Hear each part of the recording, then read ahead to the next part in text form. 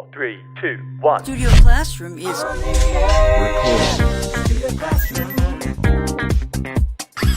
Studio Classroom. Please stand by.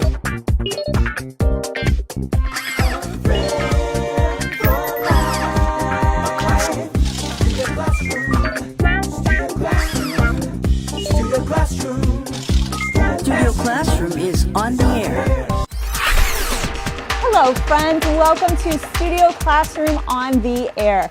Thanks for joining us today. My name is Anne-Marie. I hope you're ready to learn something new. Let's do that together. Hey, by the way, Anne-Marie, why do you look like you're ready for some gardening? Oh, because our article is about plants today. I thought that I would bring some plants with me. Yeah, that's a very nice idea. But our lesson is about a misconception about plants. I think it might be a little different than what you're thinking.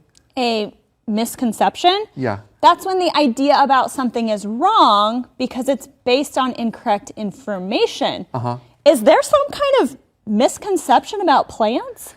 Yes, about houseplants in particular, in a lesson called The Truth About Houseplants. It sounds like our lesson isn't just about the misconception. It sounds like we're going to learn the truth as well. Well, my curiosity is piqued. Well then, what are we waiting for? Open your magazine, friends, and let's get started.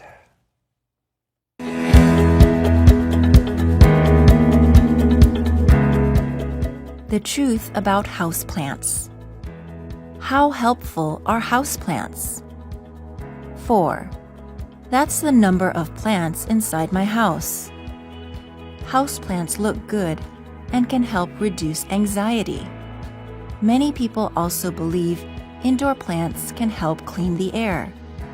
But can they? The idea started in the 1980s when a NASA scientist started reporting on houseplants. He was testing plants' ability to get rid of pollutants in the air. According to the scientist, plants seem to be a promising, economical solution to indoor air pollution.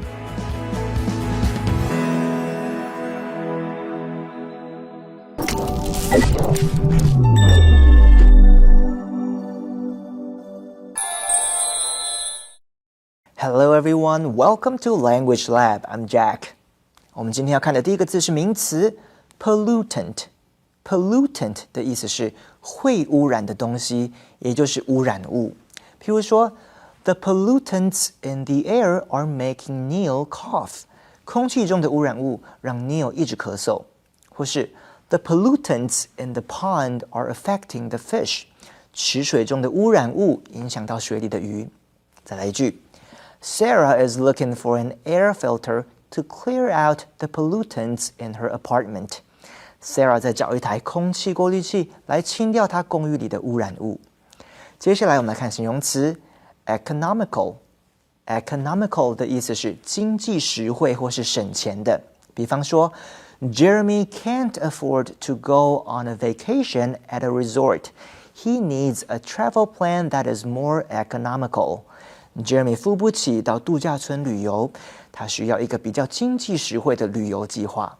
或是 Sally is trying to be more economical so she can save up her money. Sally 为了要存钱，试着更节约。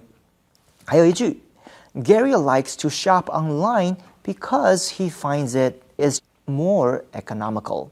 Gary 喜欢网购，因为他发觉这样比较省钱。All right, let's get back to our teachers. All right, friends, I have my beautiful plants here, all ready to talk about the truth of houseplants. Let's get started. How helpful are houseplants? Well, there's some things we could talk about in that first sentence there, aren't there? Yeah, exactly, because you could ask that question in different ways, and it could mean something different depending on how you ask it. How helpful are houseplants? That's not really expressing doubt. However, if you read it like this, how helpful are houseplants? That's expressing doubt. We might also use the word skepticism, okay? That word skepticism doesn't appear in your lesson, but skepticism is another word for doubt. It's the doubt of the truth of something. Now, there's another way to use a different sentence to express skepticism. Okay. And that is, just how blank is it anyways? Now, in that blank, you can put different adjectives. For example, just how exciting is it anyways? Exactly. Just how exciting is it? And you would emphasize the word exciting, and sometimes we would emphasize the word is or are as well. So we could use that sentence structure to replace this deck. Just how helpful are houseplants anyway? Well, we keep reading here. 4, that's the number of plants inside my house. Houseplants look good and can help reduce anxiety. Okay, so many people also have indoor plants that can help clean the air. But can they? That sounds like more skepticism to me. Exactly. That's another question in our lesson that's expressing doubt. But can they? Everyone expected the championship team to win the game and beat the underdogs, but can they? But can they? We don't know, okay? Well, that's the idea here in our lesson, too. We don't know. We read here, the idea started in the 1980s when a NASA scientist started reporting on houseplants. Well, that's not something you assume a NASA scientist will do every day. That is a very interesting job for him. Well, let's read what exactly he was doing. He was testing plants' ability to get rid of pollutants in the air. According to the scientist, plants seem to be a promising economical solution to indoor pollution. Okay, well, let's take a look at something at the beginning of that sentence. According to the scientist. Now, there are many different ways to present facts, and there are also many different ways to present what someone thinks or believes about something, and I think that's what we have here. So the writer used this phrase because he doesn't know or necessarily agree with the scientist. That's why he says, according to the scientist. And this is a phrase, friends, that we can use in writing and we can use in speech as well. For example, according to Anne-Marie, these plants are quite lovely, but maybe not everyone thinks the same. Well, yeah, maybe. What do you think about them, friends? But you know what? Back to this guy in our lesson, this NASA scientist. I wonder if maybe he was doing this experiment to see if people could use houseplants in something like the International Space Station. Maybe. Oh, that's true. That would make sense. Yeah, maybe that could help clear the air up there. Well, Anne-Marie, do you have a green thumb? I don't think so. I mean, because we're talking about houseplants today. Oh. Have you ever kept a garden? I have before, but green thumb, that is a great phrase. I think we should learn more about that today in our info cloud.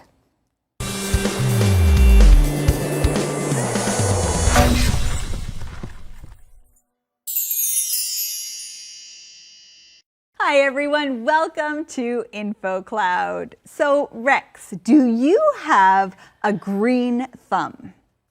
Do I have a green thumb? No, Andrea, I do not have a green thumb. Look, my thumb is not green. Okay, no, I'm not talking about the color of your thumb, though I can see how you would think that. I want to talk about the phrase green thumb. When you have a green thumb, you are able to, or have the natural ability to take care of plants that are often green, and you can do that very well. All right, I have heard of that. And actually, Andrea, then I do have a green thumb. I have a small garden at home and I love to take care of my plants and they are growing well. I'm even growing herbs in the garden right now that my family uses for cooking. Wow, Rex, that is impressive. So Andrea, do you have a green thumb? No, I do not have a green thumb. I actually have a black thumb. A black thumb? Yes, I can't keep any plants alive. I can't even keep a cactus alive. Plastic plants would probably even die in my home. Okay, I'm joking about the plastic plants part. But having a black thumb is the opposite of having a green thumb. When you have a black thumb, you cannot keep plants alive. 很多人喜欢种植一些花花草草，今天就来跟大家分享跟种植植物有关相当有趣的用语。首先，如果一个人很会种花或是其他种类的植物，你可以用 green thumb 来形容它。thumb 是拇指， green thumb 就是绿色的拇指，代表这个人的手指头照顾过很多绿色的植物。John really has a green thumb.John 很会照顾植物，只要经过他手中的花花草草都长得很好。另一方面，如果有人种什么都失败的话，那就要用 black thumb 黑色的拇指来形容他，因为经过他手指头的植物都死掉了。这样的形容方式是不是相当有趣？这就是今天的 InfoCloud， 我们下次云端见。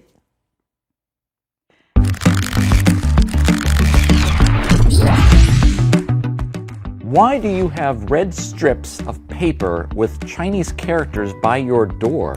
Oh, those are spring couplets. Putting them up is an old Chinese custom to welcome spring. What do the couplets mean? We write poetic words of blessing and hope for the coming year. The red paper symbolizes luck, and the words are written in black or gold ink. That's interesting. Is there a special way to hang them? They come in a set with 2 long strips which you hang vertically on each side of the door, and a short strip we put horizontally above the door. Are there any rules for writing the couplets? The number of words on the vertical strips must be the same. The top strip always has 4 characters. Thanks for the culture lesson. Where can I buy a set? These days, I buy mine online. I'll get a set for you. Thanks. Custom, custom. Symbolize, symbolize. Vertically, vertically. Horizontally, horizontally.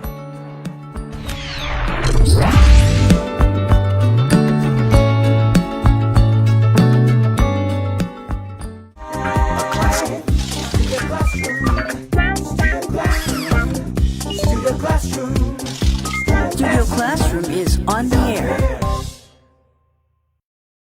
Welcome back to Studio Classroom, friends. Do you have a green thumb? You know, that NASA scientist we talked about earlier certainly did. I'm starting to wonder what his experiment actually showed about houseplants. We haven't actually found out yet. Well, let's go to our next reading to find out now.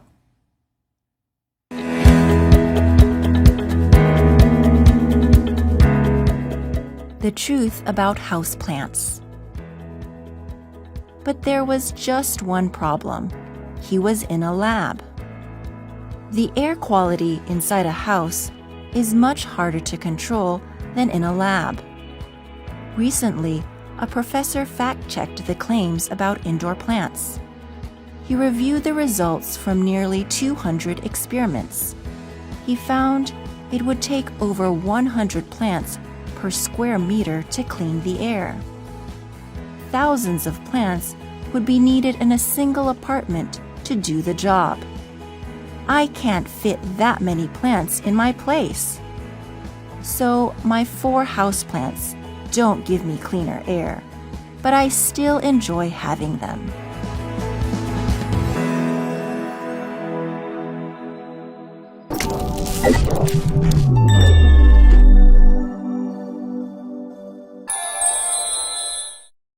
好，我们下一个字是 lab。lab 是 laboratory 的缩写，念起来也比较方便。lab 的意思是实验室，比如说 The scientist had been in the lab all day。那位科学家已经在实验室里待了一整天。lab 也可以指电脑教室，也就是 computer lab。例如 The students were busy in the computer lab。学生们在电脑教室里忙着。另外要特别提一下 ，lab 也可以指拉布拉多犬，但是那个是 Labrador 的缩写。譬如说 ，The boy was playing with his black lab。小男孩跟他的黑色拉布拉多犬一起玩。最后我们要看的字是 experiment 在文章里 experiment 是一个名词，意思是实验或是试验。比方说 Jenny loves chemistry and enjoys doing experiments. Jenny 很爱化学课，她非常喜欢做实验。或是 Brian wants to do an experiment to see how his cats respond to different kinds of music. Brian 想来做一个测试，看看他的猫对不同音乐有什么反应。Experiment 也可以当作动词来指做实验或是做测试。譬如说 Mary is trying to bake the perfect cake and has experimented with different kinds of ingredients. Mary 想烤一个完美的蛋糕，并且用了好多不同种的食材来做测试。Okay, let's get back to our teachers. All right, friends, let's continue to learn more about some misconceptions about houseplants. Now, right in our previous section, our last sentence was, according to the scientist, plants seem to be a promising economical solution to indoor pollution. And here we read, but there was just one problem. He was in a lab. When you see this sentence, but there was just one problem, what do you think of? Well, first of all, the sentence tells me there is a problem that needs to be addressed. But friends, this is actually a fun way of introducing a significant problem for the situation. Even though it might just be one problem, it's actually a significant problem. Okay, let's say you're planning a trip with your friends. Yeah. You get everybody to agree where you're going. You get the details mostly ironed out. It seems like you're planning pretty well. Yeah, but there's just one problem. What's that? Not everyone can get that weekend off at work. Oh, that's a pretty big problem. That's the biggest problem, actually. Exactly. So friends, think of another situation where you could use that phrase, talk about something that seems to be going pretty well for most details, and then say, but there was just one problem, and it's probably a significant problem. Here we go. The problem in our lesson was he was in a lab. We read on, the air quality inside a house is much harder to control than in a lab. So recently, a professor fact-checked the claims about indoor plants, okay?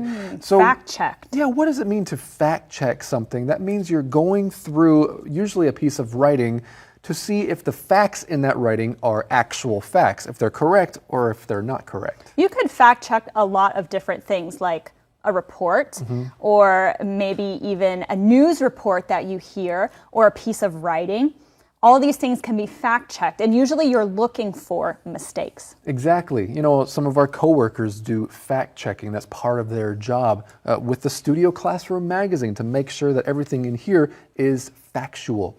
We read on here, he reviewed the results from nearly 200 experiments. So that's quite a few experiments. He found it would take over 100 plants per square meter to clean the air. That is a lot more plants that would fit in my house. Exactly. I think we would need a forest. I need a forest in my house if it's going to clean the air. It says thousands of plants would be needed in a single apartment to do the job. Wow, thousands. Hundreds is a lot, but thousands is even worse. Yeah, well, that would be quite a sight, though. Well, I can't fit that many plants in my place. That's what our writer says. That's what the author says. But we want to talk about something in that previous sentence. Something does the job. That means it accomplishes or fulfills a purpose. That's right. And if something does the job, you could also say that it gets the job done. Exactly. So what gets the job done? Oh, well, I bought this spray that I can use to clean my kitchen. This gets the job done. Yes, that's right. I can't fit that many plants in my place, the writer says, so he agrees with us on that count. And the last sentence says, so my 4 houseplants don't give me cleaner air, but I still enjoy having them. Well, people enjoy having plants in their house for a lot of different reasons. I think for some people, they like the way it looks. That's right. Oh, we could say that they are just aesthetically pleasing. These plants on the table are not as aesthetically pleasing as the plants that I have in my house. Oh, really? Yeah. Actually, that's not even true. I don't have a green thumb, and so our plants are basically dead. But, Go ahead. But that's the idea. If something is aesthetically pleasing, It basically means it's beautiful, it's pleasing to the senses, especially the eyes. That's right. Well, friends, we were just talking about that NASA scientist who was doing some experiments. Let's learn more about that word in today's skit.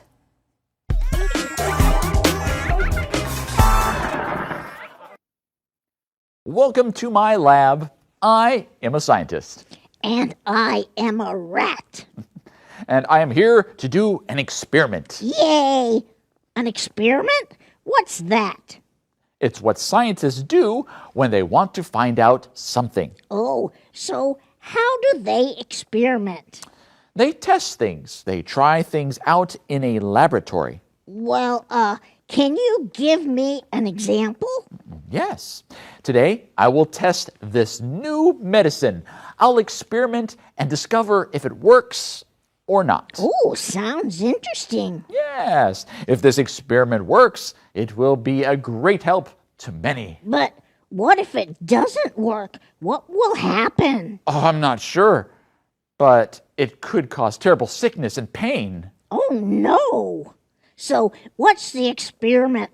How do you find out? Well, I give this injection and write down what happens. You give an injection? A shot? Yes. So, are you ready for the experiment? Oh, yeah. Let's get started. Okay. Hold still. Let me give you the injection. What? Me? Oh, no. You're the scientist. You first. No. No. Well, friends, I certainly learned a lot about indoor plants today and the experiment that made us believe that our beloved houseplants were cleaning the air. You know, though, I can't help but think that some people really do still feel the effects of having houseplants in their homes, even though they are not proven to be as effective as we think. Oh, you're talking about the placebo effect, aren't you? Yeah. Wow, placebo, a great word. Anyway, the placebo effect is the idea that your brain can convince your body that a fake treatment is actually the real thing. Basically, it means you feel better even when the medicine you took wasn't actually physically helpful. Another word we could use to describe this situation is in your head. If something is in your head, it means that you're imagining it. It isn't really happening. Has that ever happened to you? Yeah, well, I think that sometimes it has happened when I go to the clinic, and because sometimes I doubt the actual effects of the medicine, but I think, well, I went to the clinic, I got some medicine, so this should help me, it should be good for my body, and I don't know if it actually helped my body, but I felt better afterwards. I would say it was in my head. I could also use the word psychological. It was all psychological. The same thing happens to me. I really like getting massages and I really like going to the chiropractor. And sometimes I don't think just going one time really benefits you that much. You have to do it over a long period of time, right? Yeah, you're right. But because I go one time, I just automatically feel better. And I think that's the placebo effect. Maybe that's the placebo effect. Maybe it was all in your head. Maybe. It wasn't actually beneficial for you, but it felt good, right? That's absolutely right. Exactly. Well, friends, thank you so much for joining us for our lesson today. We have a brand new lesson for you next time, and we hope you'll join us right here on Studio Classroom. Cares at all times. A friend endures at all times. A good friend lasts a lifetime. I am so proud to have you in my life. A good friend lasts a lifetime.